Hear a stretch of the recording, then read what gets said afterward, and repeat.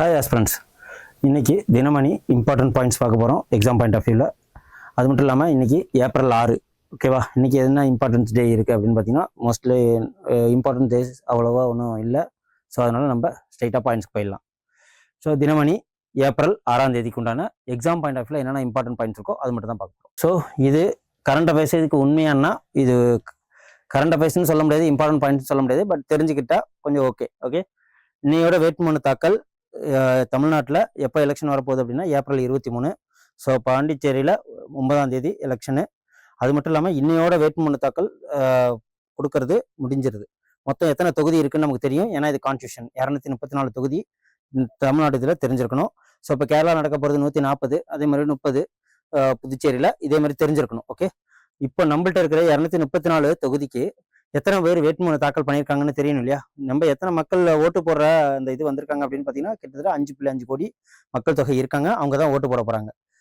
So அதில் எத்தனைன்னா 234 தொகுதிக்கு 3430 மனுக்கள் கொடுத்து அதை ரிஜெக்ட் பண்ணி ஃபைனலைஸ் பண்ணது 2731 2731 மனுக்களை ஏற்றிருக்காங்க.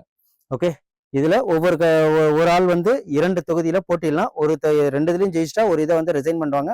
அதுக்கப்புறம் இடைத்தேர்தல் நடக்கும். அதுக்கும் ப்ரொவிஷன்ஸ் இருக்குது கான்ஸ்டிடியூஷனில். ஒரே ஆள் 2 தொகுதியில் நிற்கலாம். ஓகே, அதுவும் வந்து கான்ஸ்டியூஷனில் இருக்குது.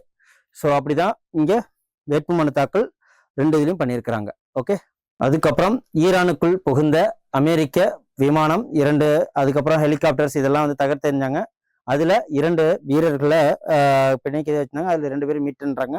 ஸோ இதில் அந்த ஹெலிகாப்டர் பேர் என்னன்னு C-130 ரக விமானம் தான் அதில் மாட்டிட்டு இருந்திருக்கு. அது நம்மளுக்கு கேட்க சான்சஸ் இருக்கு. அதனால தான் இதையும் சொல்லியிருக்கிறேன். ஸோ நமக்கு எலெக்ஷன் கமிஷன் இப்போதைக்கு என்னென்னலாம் சொல்லியிருக்கு அப்படின்னு பார்த்தீங்கன்னா, இப்போ நம்ம தமிழ்நாடு கவர்மெண்ட்டே வந்து எலெக்ஷன் கமிஷன் கீழே தான் நம்ம இயங்குறோம். ஓகே, அது ஒரு கான்ஸ்டியூஷனல் பாடி, இண்டிபெண்டன்ட் பாடியும் கூட. அவங்க என்ன பண்ணியிருக்காங்க அப்படின்னா, வேட்புமனு தாக்கல் பண்ணவங்க கேண்டிடேட்ஸோட டீட்டெயில்ஸை தெரிஞ்சுக்கிறதுக்கு ஒரு ECINET அதன் மூலயமா தெரிஞ்சுக்கலாம் அப்படின்னு சொல்லிட்டு சொல்லியிருக்கிறாங்க. அது மட்டும் இல்லாமல் வேட்பாளர்களோட குற்றவியல் வழக்குகள், சொத்துகள் மற்றும் கடன்கள், கல்வி தகுதிகள் இதெல்லாம் செக் பண்றதுக்கு KYC ECINET அப்படின்னு சொல்லிட்டு உங்கள் வேட்பாளரை தெரிந்து கொள்ளுங்கள் அப்படின்ட்டு KYC, அதாவது நோ யுவர் கஸ்டமருங்கிற மாதிரி நோ யுவர் கேண்டிடேட்ஸ் அதையும் வந்து கொடுத்துருக்காங்க. ஸோ இதில் நம்ம எதில் போய் செக் பண்ணிக்கலாம் அப்படின்னு பார்த்தீங்கன்னா, கண்டக்ட் ஆஃப் எலெக்ஷன் ECINET ஷக்ஷாம் மூலயமா விஜில் மூலயமா நம்ம அதை தெரிஞ்சுக்கலாம். ஸோ இது நமக்கு பார்த்துக்கணும். ஏன்னா நமக்கு மெயின்ஸ் எக்ஸாம் எழுதும்போது இந்த ஷக்ஷாம்ங்கிற வார்த்தையை யூஸ் பண்ணணும், விஜில்ங்கிற வார்த்தையை யூஸ் பண்ணணும், ECINET இந்த மாதிரி இதெல்லாம் போட்டு எழுதுனீங்கன்னா உங்களுக்கு மார்க்ஸ் அதிகமாக வர்றதுக்கு ரொம்ப யூஸ்ஃபுல்லாக இருக்கும். ஓகே, சமூக மாற்றத்தின் அவலம் இந்த ஆர்டிகல்ஸில் என்ன சொல்லியிருக்காங்க அப்படின்னு பார்த்தீங்கன்னா, பெற்றோரை புறக்கணிக்கும் அரசு மற்றும் தனியார் துறை ஊழியர்கள். ஓகேங்களா? அதாவது பெற்றோர்களை அதாவது ஒரு கட்டத்துக்கு மேலே அம்மா அப்பாவை புறக்கணிச்சிருவாங்க. சேலரியில் ஒரு 10% அவங்களுக்கு செலவு பண்ணி ஆகணும். இப்போ 1 லட்ச ரூபா வாங்குறேன் அப்படின்னா நான் ஒரு 10% அப்படின்னா அதில் 10,000 அவங்களுக்கு ஒதுக்கி ஆகணும். நான் இப்போ ஒரு 10,000 வாங்குறேன் அப்படின்னா அதில் ஒரு 10% இப்போ 1000 ரூபா அவங்களுக்கு கொடுத்தே ஆகணும். இது கம்பல்சரியாக செஞ்சாகணும்னு சொல்லிட்டு ஒரு சட்டம் வந்திருக்கு. அதான் இது. ஓகேவா? மக்கள் பிரதிநிதிகளின் ஊதியத்தில் 15% அல்லது ரூபாய் 10,000 இரண்டில் எது குறைவோ பிடித்தம் செய்து பெற்றோருக்கு வழங்க வகை செய்யும் மசோதா தான் இந்த மசோதா.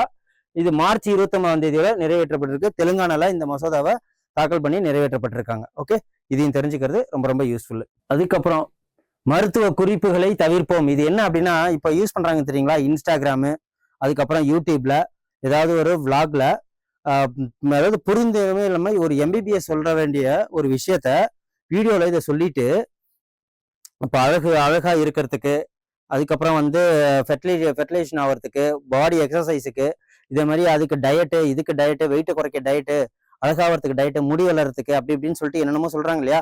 அதை யூஸ் பண்ணி ஏகப்பட்ட பேர் இறந்துருக்காங்க. அதில் சைட் எஃபெக்ட்ஸும் ஆகிருக்கு. ஸோ சில பேருக்கு எல்லா உடம்புக்கும் எல்லாமே ஏற்றுக்காது. ஓகேவா? அதில் தான் இது சொல்லியிருக்கிறாங்க. என்ன அப்படின்னா, இப்போ ரீசெண்டாக உடல் எடையை குறைக்கிறதுக்காக கேரளாவில் ஒரு பொண்ணு என்ன பண்ணிருக்கு, அதாவது யூடியூப்ல இன்ஸ்டாகிராமில் பார்த்து அந்த பொருளை சாப்பிட்றதுக்கு இறந்து போயிடுச்சு. அதுக்கப்புறம் என்ன சொல்லுவாங்க, இந்த வெண்மை படிகாரம்னு சொல்லுவாங்க, படிகார கற்கள்னு சொல்லுவாங்க இல்லையா? அதை அரைச்சி நம்ம இதில் சாப்பிட்டா நல்லா அழகாயிடுவோம், உடம்பு குறைஞ்சி போயிடும் அப்படின்னு சொல்லிட்டு இந்த கொரியன் ஸ்கின் மாதிரி வந்துருந்தாங்க. அதை தின்னுபிட்டு செத்துப்பிட்டாங்க. ஓகே, அது மட்டும் இல்லாமல் பாடியில் வந்து ஏகப்பட்ட சேஞ்சஸ் நடந்திருக்கு. ஸோ சித்த மருத்துவம், இந்த ஹோமியோபதியாக இருக்கட்டும், எந்த ஒரு இதாக இருந்தாலும் அது இந்தந்த பாடிக்கு இதுதான் செட் ஆகும் அப்படின்னு சொல்லிட்டு ஒரு நேரம் இருக்குது, ஒரு காலம் இருக்குது. அது ஃபுல் இதோட சொல்லணும். அலசி ஆராய்ஞ்சு அனலைஸ் பண்ணி அதை சாப்பிடணும். அதுக்கு தான் அந்த காலத்துல இதே மாதிரிலாம் இருந்து இப்போ எல்லாருமே தடி எடுத்தாலும் தண்டல்காரங்கிற மாதிரி கையில மொபைல் இருக்கிறவங்கலாம் டாக்டர் ஆயிடுறாங்க, ஏதாவது கிளாஸ் எடுக்க ஆரம்பிச்சிடறாங்க. இல்லைன்னா ஏதோ ஒன்று தெரியலையோ ஏதாவது ஒன்று சொல்லிட்டு கீழே நான் வந்து செபி ரிஜிஸ்டர் இல்லைங்கிற மாதிரி ஃபினான்ஷியல் பத்தி எல்லாமே சொல்லுவாங்க. ஆனா வந்து சந்தைக்கு அபாயத்துக்கு உட்பட்டது டிஸ்கிளைமர் போடுவாங்க இல்லையா, அதே மாதிரி இதுக்கு நான் பொறுப்பு இல்லை அப்படிங்கிற மாதிரி. அப்புறம் என்னத்துக்கு அவங்க சொல்லணும்? அதே மாதிரிதான் இது. ஸோ நான் வந்து கரெக்டான ஆளுக்கு கிடையாது, நான் டாக்டர் கிடையாது, நீங்க போய் டாக்டரை கன்சல்ட் பண்ணிட்டு சொல்லிட்டு அது பேருக்கு தான் சொல்லுவாங்க. ஏன்னா அது இப்படி 2 செகண்ட்ல முடிய போகுது, க்ளோஸ் டு கால் மாதிரி. அதை ஃபுல்லா எக்ஸ்பிளைன் பண்ணிட்டு அது வித் பிக்டோரியல் ரெப்ரஸன்டேஷன் பண்றதோட நமக்கு மைண்ட் என்ன பண்ணும், இதை பண்ணா பண்ணிடுமே, இதானா ஆகிருமே அப்படிங்கிற மாதிரி நம்ம அதை உட்கொண்டு இறந்து போயிறாங்க. அதான் இதுல நடந்திருக்கு. ஸோ இதுல என்னன்னா அனரெக்சியா நேர்வோசா அப்படிங்கிற ஒரு மனநோய் தான் இது. ஓகேவா? என்ன அப்படின்னா உடல் எடை குறித்த மனநோயான இந்த அனரெக்சியா நேர்வோசா அப்படிங்கிற இந்த வார்த்தையை நோட் பண்ணி வச்சுக்கோங்க, எக்ஸாம்ல கேட்கலாம். அதனால இது கொடுத்தேன். 15 முதல் 19 வயதிலான 1 லட்சம் இளம் பெண்களுக்கு இந்த நோய் இருக்கு. அந்த நோய் பேர் என்ன அப்படின்னா அனரெக்சியா நேர்வோசா. இந்த வியாதி எங்க ஆபீஸ்லயுமே இருக்கு நிறைய பெண்கள்கிட்ட. அதை நம்ம எடுத்த இனிமேலுக்கு தான் சொல்லணும். ஓகே. ஸோ இளம் பெண்களின் 37.5% பேருக்கு இந்த நோய் இருக்கு. அந்த நோயோட பேர் என்ன அப்படின்னா anorexia nervosa. Okay, nervosa, anorexia nervosa. 55 இளம் பெண்களுக்கு இது செக் பண்ணல இருக்குங்க. அதுக்கப்புறம் வெண்மை, காரம் இதெல்லாம் சாப்பிட்டு இந்த மாதிரி இறந்து போனதெல்லாம் நம்ம பார்த்துருக்கோம். ஸோ சித்த மருத்துவம் மற்றும் மூலிகை மருத்துவம், மருத்துவ முறைகள் மற்றும் உடற்பயிற்சி இதெல்லாம் டிவியில பார்த்து நம்ம அதை ஸ்ட்ரைட்டா அனலைஸ் பண்ணாம எதுக்குமே ஒரு ட்ரைனிங் வேணும், ட்ரைனர் வேணும், இல்லை ஒரு கன்சல்டன்ஸோட நம்ம பண்ணாதான் அதுக்கு ரிசல்ட்டும் கிடைக்கும். ஒரே மருந்தை காலையில் உட்கொண்டால் ஒரு பலனும் மாலையில் உட்கொண்டால் ஒரு வேறு பலனும் கொடுக்கறது தான் இந்த சித்த மருத்துவம். அதெல்லாம் தெரியாம கண்ட நேரத்தில் கண்டத்தி சாப்பிட்டு நம்ம உடம்பை கெடுத்துக்க கூடாது வீடியோ பார்த்து. ஸோ இந்த ஆர்டிகல்ல அதான் சொல்லியிருக்கு. ஓகே, இதுல நம்ம பார்க்க போறது அவ்வளவுதான். மேற்காசிய போர், வெஸ்ட் ஏஷியாவில் நடக்கிற வார்னால என்ன நடந்திருக்கு அப்படின்னா இந்திய பொருளாதார வளர்ச்சி 6% குறைஞ்சிருக்கு. முன்னாடி எத்தனை பர்சன்டேஜ்? 6.8%, கிட்டத்தட்ட 0.8%. அந்த ஈரான்ல நடக்கிற போருனால இங்க நமக்கு கச்சா எண்ணெய் வர்றது குறைஞ்சு போயிருக்கிறதுனால ஏற்பட்ட பொருளாதார இடர்பாடுகள், அதுக்கப்புறம் வந்து பொருளாதாரத்துல மந்த நிலை, எக்ஸ்போர்ட் இம்போர்ட் பண்ணவே முடியல. இது மட்டும் இல்லாம இந்த strait of Hormuz all over world தாக்கத்தை ஏற்படுத்தியிருக்கு. அது இந்தியாவுக்கு ஏற்படுத்தியிருக்கு. அதான் இது 6% குறையும். 6.8% நம்ம பிளான் பண்ணி வச்சிருந்தோம், 6% குறைஞ்சிருக்கு. 0.8% நமக்கு பின்னாடி தான். பொருள்கள் சேவைகளின் விலையிலும் தாக்கத்தை ஏற்படுத்துற இந்த பணவீக்கமும் சற்று அதிகரிச்சிருக்கு. கோல்டு ரேட் அதிகமா இருக்கு.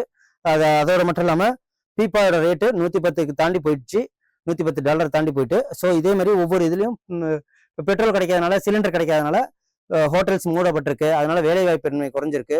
ஸோ ஏகப்பட்ட விஷயங்கள். அது மட்டும் இல்லாம இது கிடைக்காம, கரண்ட் ஒழுங்கா கிடைக்காம போயிருக்கு.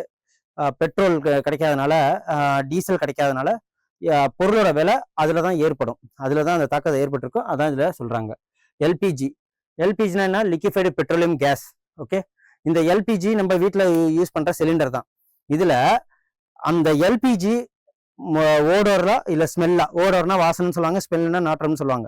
அது இந்த வாசனை, லீக் ஆகிற வாசனை நமக்கு எப்படி கிடைக்குது அப்படின்னு பாத்தீங்கன்னா இது ஒரு சின்ன ஃபேக்ட்ஸ். எத்தில் மெர்காப்டன் அப்படின்னு சொல்லிட்டு அது C2H5SH. இதுதான் வந்து கெமிஸ்ட்ரியோட ஃபார்முலா. அதை கலக்கிறதுனால தான் நமக்கு சிலிண்டர் லீக் ஆனிச்சுன்னா நமக்கு அந்த ஸ்மெல் வரும். இந்த ஓடோர் ஸ்மெல், அந்த நாற்றமான ஸ்மெல்லுக்கு வந்தால் தான் நமக்கு கேஸ் லீக் ஆகுன்னு தெரிஞ்சுக்கிறதுக்காக ஸ்பெஷலாக ஆட் பண்ணுறது தான் அந்த ஸ்மெல். அதுக்கு எல்பிஜிக்கு சம்மந்தம் கிடையாது. ஓகே, ப்ரொப்பேன் அண்ட் பியூட்டேன் இதனால ஏற்பட்டதான் எல்பிஜி, லிக்விஃபைடு பெட்ரோலியம் கேஸ். அது எதுலேருந்து எடுக்க போகிறாங்க அப்படின்னா க்ரூட் ஆயிலேருந்து வர்ற ஒரு ஸ்டேஜ் ஆஃப் வாயு தான் அது. ஓகே, ஸோ இது வரைக்கும் எவ்வளோ ஏற்படுனா 1800 கோடி வரை இழப்பு ஏற்பட்டிருக்கு. இந்த ஸ்டேட் ஆஃப் ஹார்மோஸ் நமக்கு சிலிண்டர் வராதனால, கச்சா எண்ணெய் வராதனாலையும். ஸோ இதை பார்த்துக்குங்க, நோட் பண்ணி வச்சுக்கோங்க. ஸோ விளையாட்டு செய்தியில் நாக்கமுராவுடன் பிரக்யானந்தா ட்ரா. நாக்கமுரான்னு உடனே அவரு என்னன்னா ஜப்பான் நாட்டுக்காரன்னு நினைக்காதீங்க, அமெரிக்கா நாட்டுக்காரரு. அவரு எந்த இதுல 5 கேண்டிடேட்ஸ் செஸ் போட்டியின் 6வது சுற்றுல டிரா இருக்கிறாங்க. ஸோ இதோட மட்டும் இல்லாம எங்க நடக்குது இந்த கேம் அப்படின்னா சைப்ரஸ்ல நடக்குது. இதுல பிரக்யானந்தா அக்கா வைஷாலி மற்றும் இப்ப நடப்பு சாம்பியனான திவ்யா, இவங்க 2 பேருமே வந்து முன்னேறி இருக்கிறாங்க. ஓகே, அப்புறம் டேபிள் டென்னிஸ் தமிழ்நாட்டை சேர்ந்தவங்க சாம்பியன்ஷிப் பட்டம் வென்றிருக்காங்க. 19 வயது பிரிவில் தமிழக வீரர் ஸ்ரேயா ஆனந்தும், 17 வயது சிறுவர் வயதுல நிக்கில் மேனன், இவங்க 2 பேரும் வெள்ளி பதக்கம் வென்றிருக்கிறாங்க. இதையும் நோட் பண்ணி வச்சுக்கோங்க டேபிள் டென்னிஸ்ல. ஸோ அவ்வளவுதான் இன்னைக்கு நமக்கு எக்ஸாம் பாயிண்ட் ஆஃப் வியூல ஒரு 6 நியூஸ் நம்மளுக்கு கிடைச்சிருக்கு. இதுதான் இன்னைக்கு யூஸ்ஃபுல்லா இருக்கும்னு நம்புறேன். ஸோ உங்களுக்கு ரொம்ப யூஸ்ஃபுல்லான சப்ஸ்கிரைப் பண்ணுங்கள், கமெண்ட் பண்ணுங்கள், லைக் பண்ணுங்கள். நன்றி, வணக்கம். Sendermap. You dare to dream, we care to accomplish.